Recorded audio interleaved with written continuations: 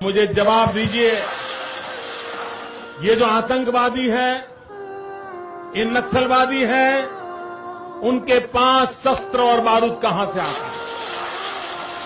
वो तो विदेश की धरती से आता है और सीमाएं संपूर्ण रूप से आपके कब्जे में है।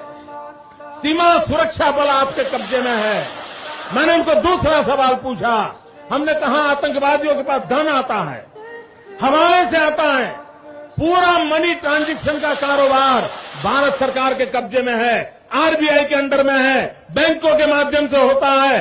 क्या प्रधानमंत्री आप इतनी निगरानी नहीं रख सकते कि ये जो धन विदेश से आकर के आतंकवादियों के पास जाता है आपके हाथ में है, आप उसको क्यों नहीं रोकते हैं?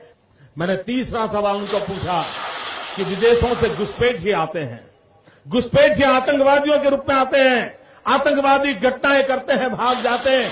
प्रधानमंत्री जी आप मुझे बताइए, सीमाएं आपके हाथ में है, कोस्टल सिक्योरिटी आपके हाथ में है, बीएसएफ सेना सब आपके हाथ में है, नेवी आपके हाथ में है, ये विदेश से घुसपैठ के कैसे घुट जाते हैं? मैंने चौथा सवाल पूछा, सारा कम्युनिकेशन भारत सरकार के अंडर में है।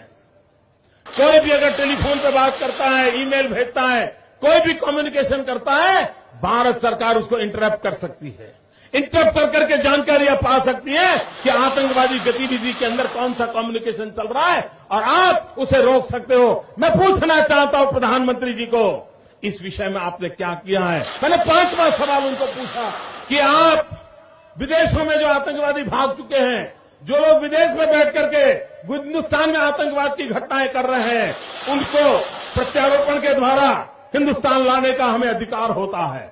आपकी विदेश नीति में वो क्या ताकत है? एक बार इन पांचों चीजों पर कुछ करके दिखाइए, आतंकवाद जड़ मूल से उखड़ जाएगा।